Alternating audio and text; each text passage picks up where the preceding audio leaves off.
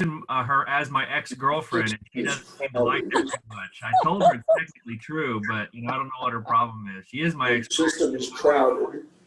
So, here's the picture. I've got 6 children. Bethany is go ahead and watch that, and I'll tell you later.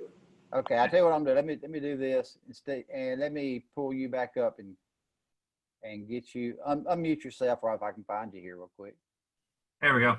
There you go. Okay. Now I got everybody muted now. So there you go. So married to Tambra for just under 20 years. Have 6 kids, 4 daughters, 2 sons. We have Bethany, who's going to be 15 here in a month. She's born on Halloween. Then I have 11-year-old twins. They're the girls right there in the blue and the green. I have an 8-year-old. The twins are Hannah and Rachel. You'll see Bethany, Hannah, and Rachel serving in children's ministry all the time. They love it. They go to their own class, and then they also go and serve in children's ministry too somewhere. They love it. And then Madeline, my little 8-year-old daughter, they're in the pink. And then my 2 man cubs, I got Asa, who's 3, and Ezra. It's weird how much things change. This is our picture from the spring. Yeah, it's not even 5 months old, and Ezra probably doubled in size. That boy can eat.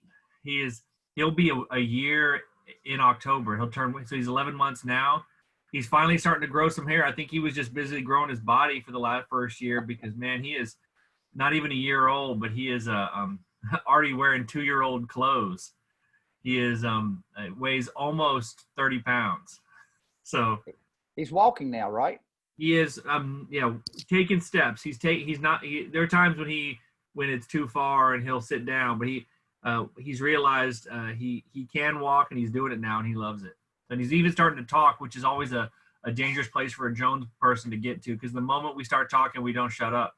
And so yeah, he's starting to talk, and man, he's just one more mouth, not just to feed, but to listen to, and it's a joy. So okay, that's about your family. Okay. And we got married in San Antonio, and I moved my wife all around. From San Antonio, moved to California. Lived in California for a couple of years.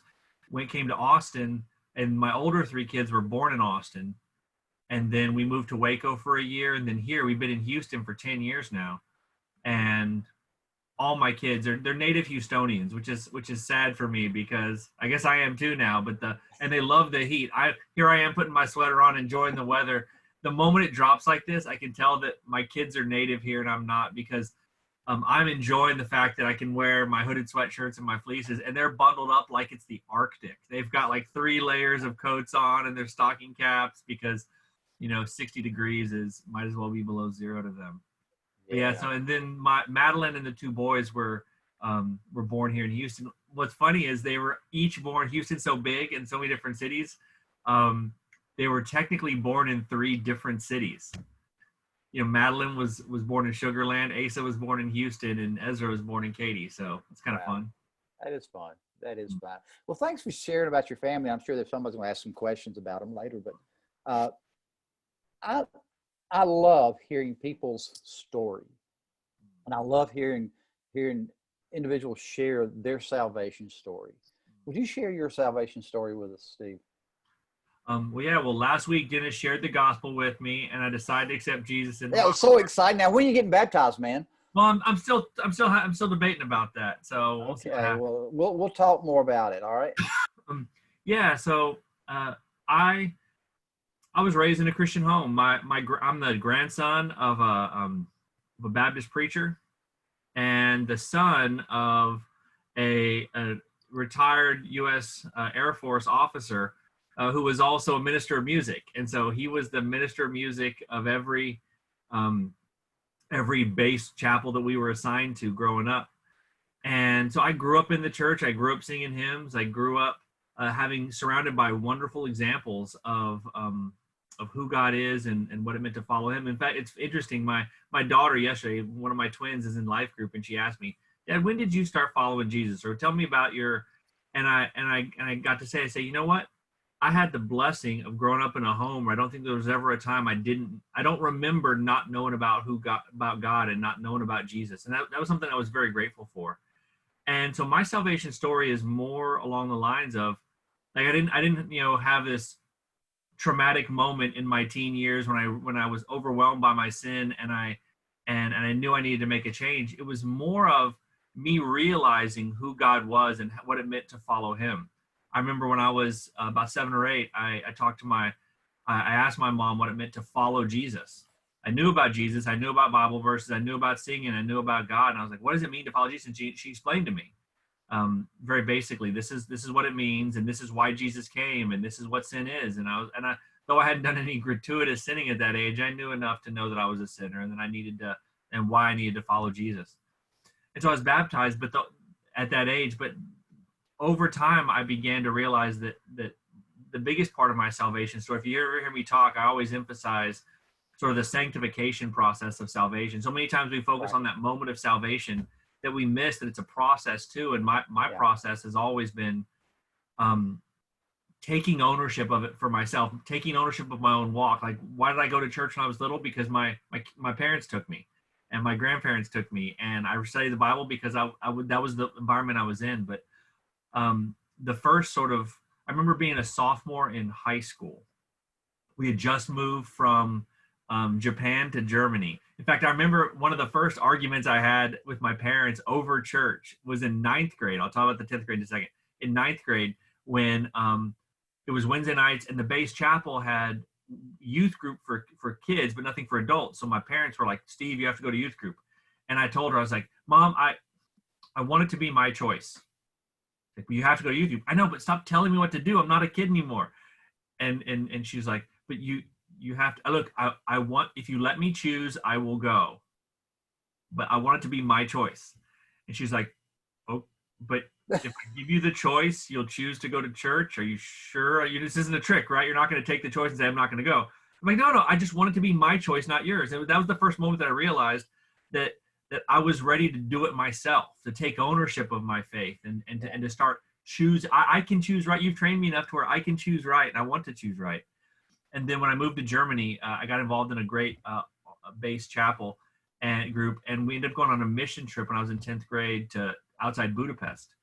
And that was the time when I just realized where I really felt like I took ownership of my own faith, where I realized it was up to me. No one was going to do it for me. I wasn't gonna grow in my faith and learning what it meant to follow Jesus unless I did it myself.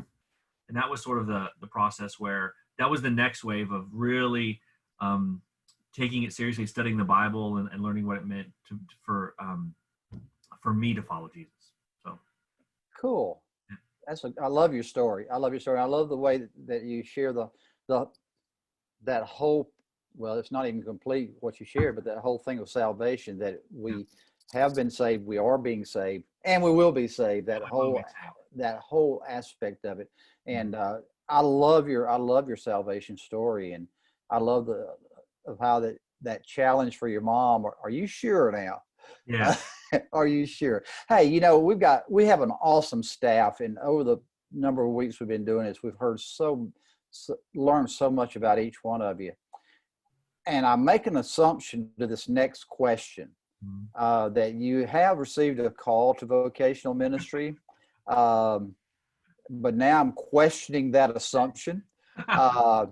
So you can either make one up, or it can be the truth, whichever you prefer. Well, it's interesting. The way it's kind of part and parcel. I believe that our call to ministry flows out of our salvation, right? Yeah. Salvation is an ongoing process. And when I tell my testimony, I go from that moment at Laughlin Air Force Base in Del Rio, Texas, and then I jump ahead to when I was 15, and going to Hungary, but the next wave was when I graduated from high school.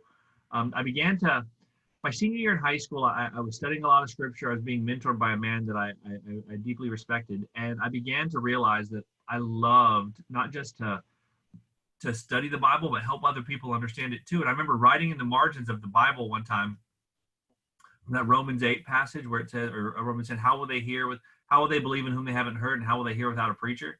And I remember thinking, writing in the margin of my Bible at the time, is this talking to me? Is this what I need to be doing? And kind of put it on hold and kind of left it in the background. Moved to San Antonio because I was going to Baylor undergrad, and San Antonio had been the last place we lived in America. So when we left Germany, my parents moved to San Antonio, and I got involved with the church that was closest to the house my parents bought there. And a weird sort of circumstance of divine providence, the college pastor at this church in San Antonio, Texas, had been best friends with my youth pastor in Berlin, Germany, when they were both teenagers in Hawaii. Wow. So, and they hadn't seen each other since they graduated high school. They'd gone their separate ways, and it was an amazing story. I put two and two together, and but it was that guy who's still a mentor and friend of mine to this day who, helped me really take the next step in my faith, and he's the one who started encouraging me to read a ton of not just the Bible, but all these great Christian heroes, this cloud of witnesses we're surrounded by. And I began to realize that I love not just understanding my faith, but helping other people understand their faith too. And it was sort of that right around my freshman year of college, I felt really called to ministry, having no idea what that meant, thinking it meant seminary. What's crazy though, is I spent, I went into college as an engineering major. My mom, who's an amazing musician, but she's also has a master's degree in math. And so I was great at math, and I figured I loved building stuff. And so I was going to be an engineer. I went to Baylor to study engineering, and then felt a call to ministry when I was a freshman, and just sort of kept with my studies, trying to figure out what that looked like. And I remember the summer after my freshman year, I approached my mentor and friend, and I said, I think I need to switch majors, and I need to focus my attention on preparing for ministry. And I remember what he told me. He told me two things that shaped my next decision. He goes, Steve, that's great. I think it's exactly what you need to do. You need to be focused on it, but don't be a religion major. And the reason why, he said, they'll teach you all that stuff in seminary. Major in anything else. This is your chance to be a philosophy major, history major, English major in anything else, because a man peaks out at the width of his base. So broaden your base, have a good foundation to build upon, and then when you learn all the stuff in seminary, you'll be ready to go. Thought great. Ended up saying I was undecided my sophomore year. But I knew I wanted to read the New Testament in Greek. And I knew seminaries kind of required you to know Greek before you went in. And so I enrolled in Greek. And that was one of those pivotal moments in my life. I loved it. I was good at it. I just enjoyed it. Began pursuing it. And I loved the stuff it allowed me to know. And I ended up not just majoring in Greek, but discovering that if I studied Latin as well, that I'd be able to study the whole early church and the world in which the church emerged in the society of ancient Rome. And so I was a classics major, which studies Greek and Latin. Ended up getting a scholarship for that, an academic scholarship, because I had this talent I didn't even know I had. And so I began studying it. And that led to an interesting choice at the end of college. I still felt called to ministry, but at the end of college, I had to make a choice. I was going to have to pay to go to seminary, or I just, out of the blue, got a scholarship to go study more of this Greek and Latin. And I remember the die was cast when I was talking to a seminary recruiter, and I told him about my studies, and he said, "Oh, you've already taken Greek? Well, good. You want to take any Greek here?" And I thought, well, no, that's what I wanted to study. You're taking away the thing that I love. And so I made the decision right after college, instead of going to seminary, going to graduate school to study Greek, Latin, and classical studies, all the while thinking, I tell people it's my way around seminary. And it's led to a whole bunch of interesting vocational choices. I've always felt called to ministry, and but also thought that my call to ministry was not like most people. God keeps me in both churches and universities. Just when I think God's going to put me in a church, I end up at a university. And just when I think I'm comfortable in a university, God puts me in a church. I kind of bounce back and forth, all trying to find ways of using my gifts to disciple and to love and to unlock scriptures by using all my training to do that. So it's weird. It's led me to a couple of, maybe you've seen, I'll show you my, some of you know I've written a couple of books, but one of them, it's not, when I go preach at churches and they say, have you got a book table? You want to put any books on back there for people to buy? I'm like, here's the book I have. Acquiring Medical Language. I've written 2 books on the Greek and Latin roots of medical language. That's it's a fascinating thing. I'll tell you more about that later if you want to know. But that's kind of the idiosyncratic path of my ministry. It hasn't been traditional. It's been hard on me sometimes because sometimes I think if I was just a professor, I'd be a more successful professor. If I was just a pastor, people my age are already senior pastors at other, like there's this pressure sometimes to conform to the stereotypes of what you think a career in ministry looks like. And all the while God saying, no, I remember specifically Hebrews 12:2 came to mind numerous times. Run with endurance the race that is set before you. Yeah. Like, don't run his race. That's his race. You run your race, and your race might not look like his race, but it's going to where I want you to go, and it's for what you're supposed to do. Yeah. So there's my call to ministry. Proof that I have one. Wow. But it hasn't looked like most people. You've raised so many questions in my mind that this conversation could go on forever. So I'm just going to lay those aside for a moment because I really, it's just fascinating. Particularly that last struggle that you have. I'll wait because we got some other questions here. I have a couple questions that people have asked. Carol Manning wants to know, do you have a photographic memory? I don't know. I'm good at remembering stuff. And I don't know what that looks like. I don't guess it's photographic if you don't know what it looks like. No, exactly. The technical term these days is eidetic memory because people, I don't know. There are times when I can not just, like when I study things, I can remember not just what the answer is to a question, but where it is on a page in a book. Like I can remember that kind of stuff. I don't think necessarily that I have. I just, I have a good, the way I imagine it is, things get stuck to your brain like a boat on a dock. And I'm always amazed at how when those big cruise ships are tied to these docks by just like one big rope. It's massive rope, but it's just one big one. And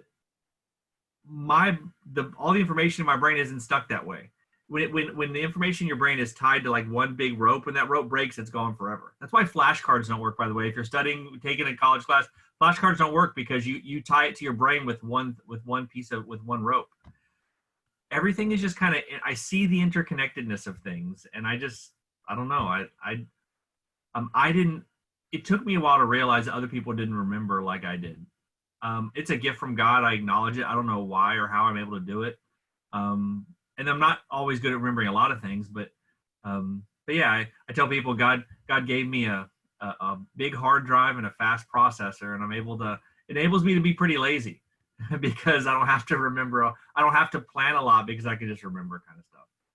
Okay. I don't know but yeah. Okay. I just like knowing stuff. The world, Socrates and Plato and Aristotle all said the beginning of philosophy is wonder. To be amazed. And you look at the Psalms, the same is true. Like the heavens are declaring the glories of God. And when I consider the works of your hands, right? Psalm 19, Psalm 8, you realize I remember stuff because I find it fascinating. So my wife gets mad at me because we'll watch TV with Wikipedia open and I'll pause things and look things up and add. So you're pausing the television while you're looking all this stuff up. And she's like, oh, look at that. Let's verify if that's historically accurate. And I'll go check. And oh yeah, and here's one more thing I learned too. Oh my goodness. It's got to be amazing to watch a program with you on television. Takes forever. Yeah, I'm sure it does. I got one more. Jack Pearson has a question, but before I ask this, for those out there in Zoom land, if you got a question for Steve, just do it in the chat box and I'll ask the question. If not, once I finish this question from Jack, if you got a question you want to ask, you just unmute yourself and ask the question, okay? Actually, Jack has a couple, 3 questions for you. First of all, you went to different schools for your degrees. Why did you choose those specific schools? And I think we already heard a little bit of your answer earlier in your testimony, but why did you choose those particular schools? Yeah, so I have a master's degree from a school on the East Coast in Philadelphia. That's how me and Cronenberger have a connection. We used to live in the same town. Um, and so and what's funny is the school is known for two things. One of them is the field that I studied, which is Greek, Latin, and classical studies. The other one is by having an absolutely crazy liberal left-wing agenda for most other things. And so it's Bryn Mawr College. The undergrad is a girls' school, but the graduate school has always been co-ed.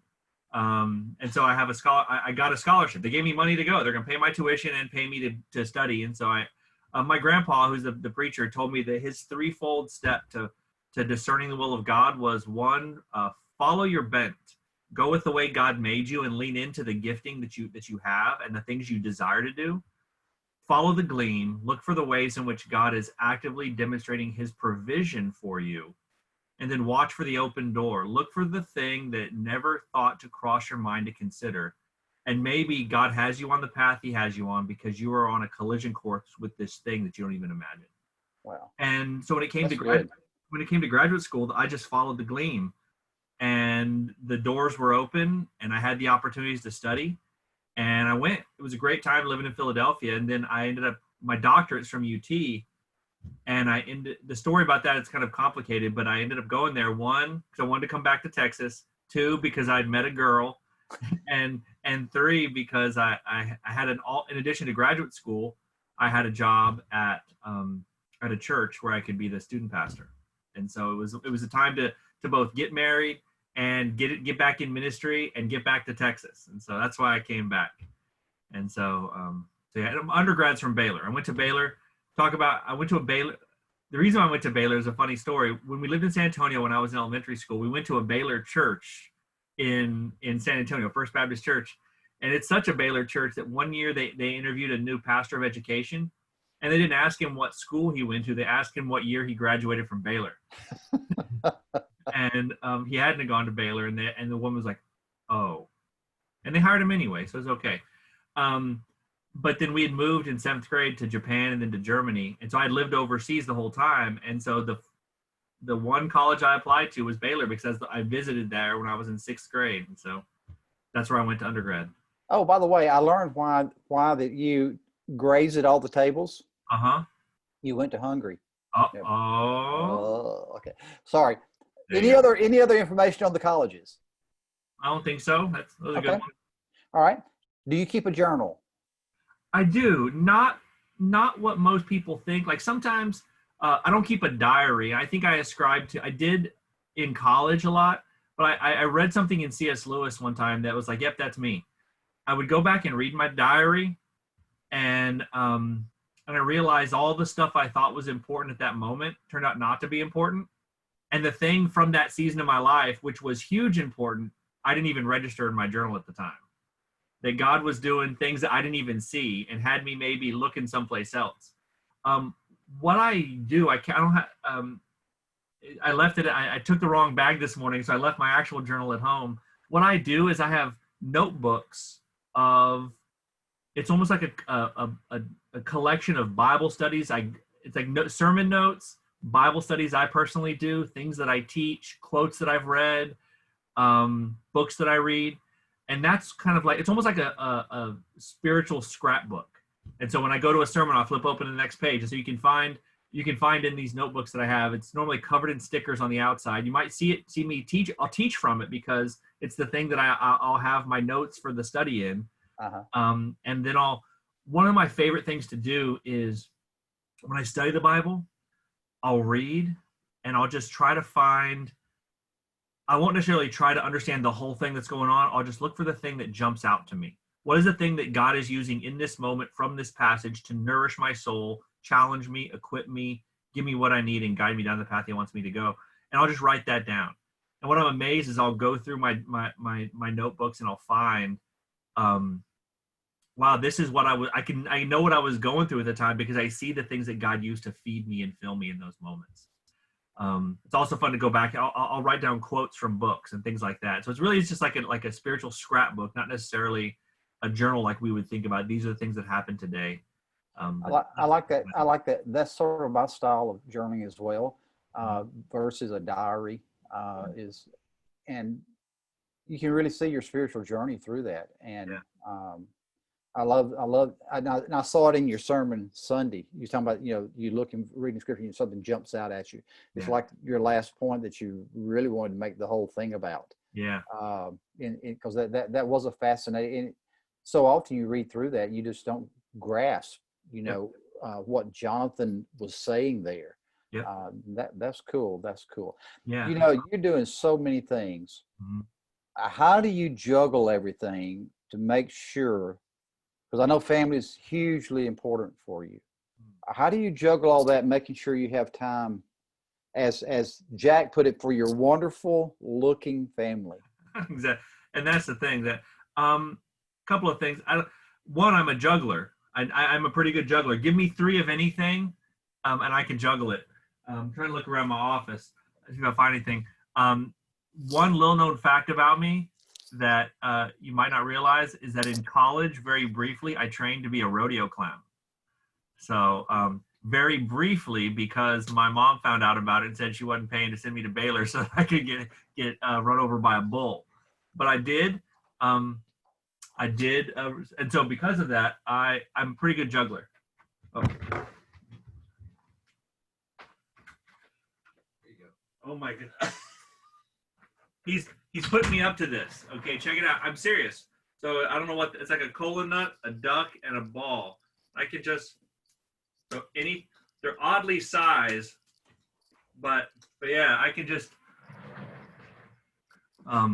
pretty good at juggling. I'm impressed. I'm impressed, man. And I don't know if you realize it, but John Smoltz was, except for my hand, it was the only other hand that's touched that ball. Really? And how about that? John Smoltz?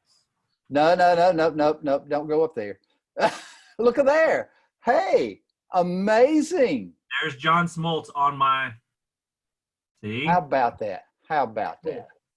Yeah, but is a foul ball that I was actually, it's when I was at Luther Rice Seminary. Went to a ball game. I went up there for a class and went to a ball game, and John Smoltz was pitching, and I called this foul ball. That's awesome. His was the last chance to touch it. Cool. Man. So as far as that goes, juggling, I used to be able to. I can juggle bowling pins too, like those pins. And me and my roommate from college learned how to pass them back and forth from each other. Like I could juggle and pass one to him. We got pretty good at it, and so that's why I'm good at juggling stuff. But 2, I don't know. I heard somebody say one time, you have a lot of room. Like the analogy of someone likening all the obligations to rocks and stones. The famous analogy of someone brings a big old jar and puts a whole bunch of rocks in it and says, "Is this jar full?" It's like, "Yes." And the guy says, "No." And he pulls out some smaller rocks and puts those in. He goes, "How about now? Is it full?" And he goes, and everyone thinks yes. And he goes, "No." And he pulls out some little rocks, and then he pulls out some gravel. Then he pulls out some sand. And he goes, "Is it still full?" And he goes, "No." And he pours in some water. And not that we're supposed to fill up our life to every stage. What he says is, your life can hold a lot, but the most important thing is that it only works if you put the big rocks in first. Yeah. And trying to find priorities. I place my family first, and so I just want to be with them all the time.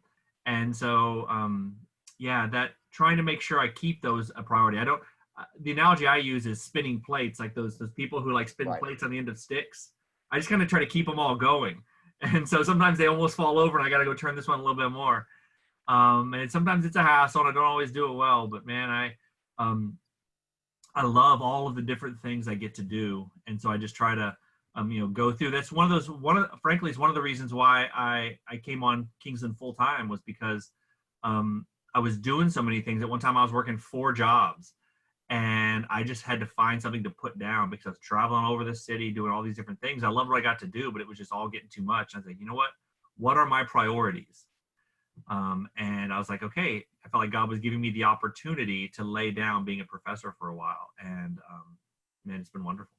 So how did you come to, in fact, Robert Stowe asked this question. How did you come to Kingsland? Cool. Yeah. Stowe, how you doing, man? Miss you. I came to Kingsland. It's again divine providence.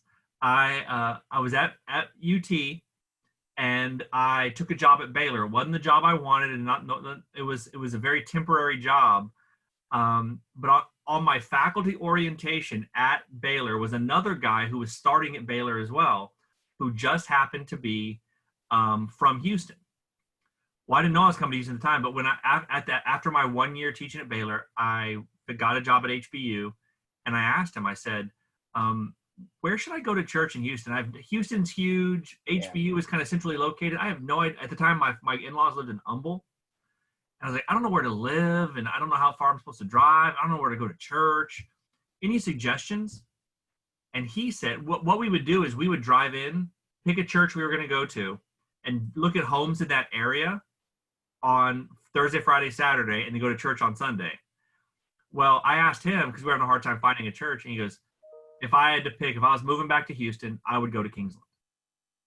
And I was like, great. So we came to Kingsland, and we knew this is where we wanted to go. And so we bought a house. The house we bought was halfway in between. It was as close to Kingsland as I could get, and still be not too far away from HBU, and still afford it on a professor's salary. And so that's how we came to Kingsland. And I started just going. And then, as my wife says, every church I end up going to ends up hiring me. And so I end up teaching Sunday school, then teaching Wednesday night Bible study. And then I was an interim adult pastor. And then I started writing curriculum. I just sort of, this is what I do. And so that's how I ended up at Kingsland, because I got a job that I didn't want. And I met a guy. It's almost like, you meet a guy in prison, and he gives you the advice you need, like Joseph. And that's how I ended up at Kingsland. Wow. I don't know for sure, because it hasn't been confirmed to me. I'm pretty sure he was an interim before Alex. So Robert Creech was the guy. Anybody out there remember him? So Robert Creech was the guy. He'd been a pastor of all around Houston. If you're a Baptist pastor in the city of Houston for about 30 years, everybody has a Robert Creech story. And so he was taking a job at the seminary, and he and I became friends. Wow, how cool is that? It was a long ago. We were still in the old chapel at that time. We were didn't even have the big church. Really? Wow. He goes way back. Okay, wow. Yeah, I remember his first time he came to a fellowship. The church was all sitting around playing cards. And I think he wondered what kind of church had he gotten into. That may be why he said this is a great church. He was a wonderful interim, incidentally, and our interim pastors have been just fantastic. All of them have. There you go. Yeah. There you go. Okay. Anyone else have a question for Steve? While you're doing that, I'll give you a tour of my office. I got right here. Some of you seen, you've been to my office. An actual piece of the Berlin Wall. Wow. Oh, okay. Like I said, I went to high school in Berlin and in Germany, and the Berlin Wall was 2 blocks from my house. And so when it came down, I went and chunked out a piece of it. Wow. So, there you go. There you go. Okay. Neat. Then I have some for you, sir. Okay. Are you ready? Let's do it.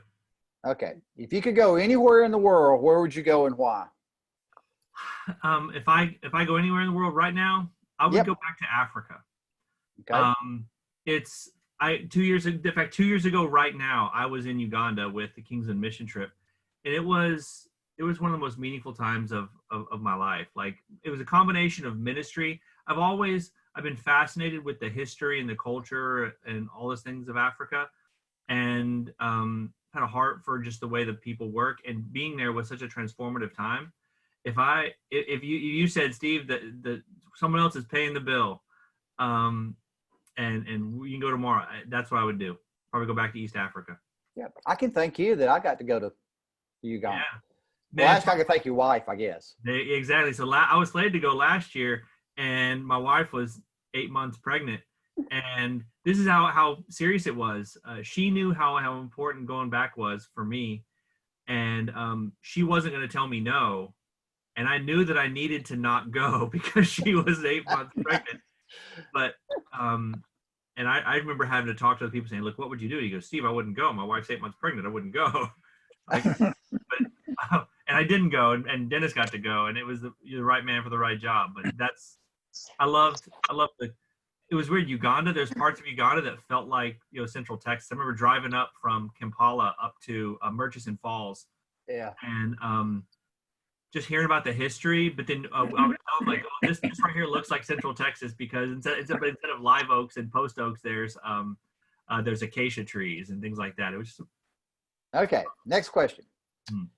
What TV sitcom family would you be a member of? would I be a member of? Yeah. Oh my goodness.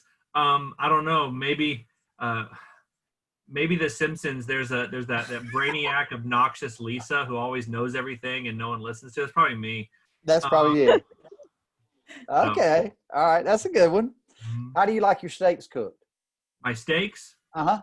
I like medium, just south of medium. Okay, like a medium. I know people say steaks are supposed to be medium rare. Every time I order a steak medium rare, it's too rare.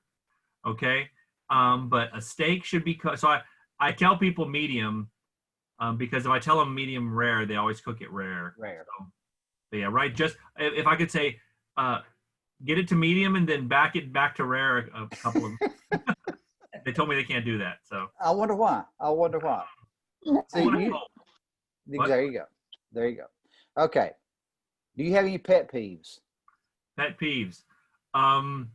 People who, when you're driving on a Houston road and there's nobody there, they stay in the right lane so that people behind them can't turn right on red. Like, there's nobody in the left lane. Get over there. I'm trying to turn right on red here. You're killing me. Sitting behind somebody going, there's nobody else at this light except for me and you. I'm turning right. You're going straight. And you could have been in the left lane. Like, no, that's so no, trying to think that. That's probably a big one. I'm always shaking my fist at people. I tell people that living in Houston is like being in the infantry.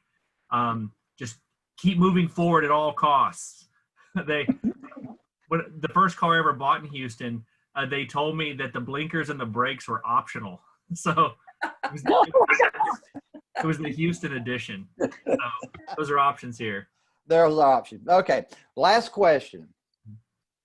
Have you ever gotten a speeding ticket? Yes, I have, and I was framed. So, you know what's funny story? I've gotten a speeding ticket. I've never paid a speeding ticket. I don't know what it is. I think because I grew up on military bases. When a cop pulls me over, I feel like I'm talking to one of my dad's buddies, and so I just say yes, sir, no, sir. Thank you, sir. And they always let me off. I remember one time I was going home for spring break and I was driving through the night from Waco. My folks at the time were living in Missouri. And I was driving through the night with my sister. And we were in the middle of Arkansas, middle of nowhere, late at night. It was where, if you go north on Little Rock, where the highway ends and you're on a state road, but it's really just a road. And I was going too fast. The guy pulls me over. My sister's asleep in the back seat, and he goes, son, how fast you were going? And I tell him, yeah, I'm sorry. I'm going on. And the fact that it was spring break and I was going home to see my mama instead of going to the beach and partying was like, son, you just keep on going. You're not safe. You better. You just glad I'm going home to see my mama, and I think he let me off. That's just sort of that. And my wife thinks this is dimple right here too. Oh, the dimple works. Dimple gets me. Like when a lady cop pulls me over, I just smile and they're like, "See that dimple?" And I go, "Okay, you can go." Oh my goodness. Hey, this has been so much fun. It's time for us to draw it to a close. Okay. Would you speak a blessing over first generation? And if there's anything else you want to share, this is your time, brother. Yeah. Well, Stowe just asked what I thought about the Astros cheating scandal. I'll see that. Here. For me, the news coverage of the sign stealing scandal, if I got any more bored by it, they'd have to assign my yawn a hurricane name because I'm just yawn. Like, people steal signs all the time, and like the fact that like, oh no one has ever stolen a sign except for the Astros ever.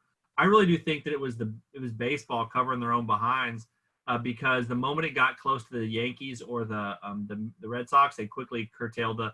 It's kind of like the SMU football scandal of the '80s. Everybody was paying their football players. And how we're going to deal with this? We can't punish Ohio State or Michigan, so we're going to punish SMU. It's like the basketball scandal about a decade ago. North Carolina, all these cheating scandals are going on with basketball players, so we can't penalize Duke and UNC, and so we're going to penalize Baylor. Everybody was doing it. I'm not saying it's right. What I'm saying, they did say we got to punish somebody. How about this team that was their first time winning the World Series? We can do it. That it's not going to be Yankees 27. There's my controversial lack of concern regarding it. Go Astros. Getting into the playoffs with a losing record. That's kind of nice. But anyway, yeah, as far as a blessing goes, I just need you guys to know, just from my heart, individually, personally, I love every one of you. I'm looking through all these pictures and I can think of every single time where you guys have spoken blessing to me and encouragement to my family, where a smile and a hug or a handshake or a fist bump or a food gift. All these things have meant so tremendously. There was a time in my life when I was struggling financially, struggling vocationally, struggling with some medical things. And when I had opportunities to go to other churches, my wife and I kept saying, but these people are our people. Kingsland is they're my people. And every time I walk these halls, I'm reminded of that. And I'm thinking especially of you guys. And I also think of just the tremendous, what Dennis says, leaving a Jesus legacy, the profound influence that we have. So many churches are one of two kinds of churches. They're either time capsules, or they're where you have a lot of first generation people, but that's it, and they don't have the opportunity of pouring their legacy into a broader world, or they're so hip and trendy that they're full of people who are going to the latest Christian rock show. And Kingsland's one of those places that is truly multi-generational, where we benefit from the fact that we're surrounded by so great a cloud of witnesses. You guys have been a profound encouragement to me, and I know when I walk the halls, I see the results of the legacy that you guys have already built, and I know that when I say that we stand on the shoulders of giants, I mean you guys. So let me pray a blessing over you guys, and then I'll hand it back to Dennis. Okay. Father, I thank you for Kingsland. I thank you for the fact that it's your church, and you said that it was your church, and the gates that when you would build your church, the gates of hell would not prevail against it. Father, in all the ways in which the gates of hell are coming against the church in general, your bride, but also Kingsland specifically, to isolate us and to divide us and to help us, to force us to live in fear or in worry. Father, pray that you would just make your presence abundantly known in the times where we're still isolating because of health concerns and wondering what the future looks like. Father, help us to realize that you already know tomorrow, that you are actively involved in our lives. You know the details clearly, and you are giving us what we need to carry on. Give us wisdom first. Help us to know how we can bridge the gaps that are starting to divide us, and help us to show love to other people. Thank you for the wonderful example that this first generation Kingsland is to me and to my family. I pray that their legacy would only deepen and strengthen and widen, that the influence of Kingsland, the reach that it has, not just in Katy, but in Texas and around the world, that each one of us would know the legacy that we have already built and would continue to pour into the next generation. I pray all this in the name of Jesus. Amen. Amen. Thank you so much, Steve, for the prayer and also for this hour with you. It's been so much fun. And I know you got a busy day and juggling all those plates and everything, or baseballs or whatever. So Exactly you're free to go whenever you're ready. Thank you. We'll stay here and talk for a while. So. Hey, also Terry Walter said it's amazing that you didn't get a ticket. And going from my car broke down going to and from San Antonio to Baylor numerous times. And one time I remember driving on I-35. My cars were so terrible they wouldn't go very fast. And I was going south on I-35 and my alternator went out. And most people, if you don't know about cars, you don't know your alternator went out until your battery dies. Because once the alternator doesn't work, your battery's drained. and you don't know your battery died when you're driving until your headlights go out and your electronic fuel injection goes out. I'm going, yeah, I'm going 70 in the left lane on I-35 when my car dies. Yep. Okay, I shift it into neutral, and I was able to. It was a manual transmission car. I was able to coast to the left lane, from the left lane to the right lane, exit to go all without pressing the gas because it was dead. It wouldn't drive. Going down the hill and up into a gas station and parked it. When I drive down I-35, I still spot the gas station. Like I made it, like on wing and a prayer. It was just coasted in on literally fumes. Oh my goodness. Perfect. Yep. Oh. So The Lord definitely is behind him. He's got angels all around him, protecting him. there you go. Absolutely. Absolutely. Yep. Sure. Well, I love all you guys. Anybody else have any random questions for me? I'm gonna still send you my question. I have a doctor's appointment pretty soon. But when I Okay. get back, I gotta send you my question. And it's truly a question that I cannot find the answer to. And Okay. it's one of those things in the Bible that you just always, you read about it, and you never put two and two together on a timeline. And all of a sudden you start putting two and two together and the timeline doesn't match. So anyway, I'll send it to you and work your brain. Literally one of my favorite things to do when people send me their Bible questions. What about this? Or how about this? Like, maybe because I'm lazy and I don't like preparing, but like, I love playing sort of the stump the guesser, like the open forum, answer my question. Give me your random question about anything. Let me see if I can try to figure out an answer to it. I don't know why I love doing that stuff. So. I'll drop a hint. Have you ever checked to see at what stage of John's life who the ruler was, who beheaded him? I wasn't Herod, but yeah, it's one of those details I have to look at. So send me your question. It was Herod Antipas. But then when you look at when Herod Antipas died, it was like 40 AD. There you go. So And John the Baptist was still writing Revelation and the book of John, the Gospel of John, way later. Anyway, that's what stumped me, and I just happened to find it accidentally. There you go. Well, cool. Send it to me. Let's talk about it. All right. Well, as Dennis said, I need to go get some lunch. I'm wasting away to nothing. And so, I am too. Everybody else is too. Yeah. Thank you guys. I'll see you soon. Okay. Thank you. Thank you for sharing. Thank you. Thank you again, Steve. You bet. Dennis. Uh-huh. bet. God bless all of you. Don't forget about the luncheon on Monday, okay? Okay. All right. Okay. I'll see y'all later. Bye-bye. Bye-bye. Bye.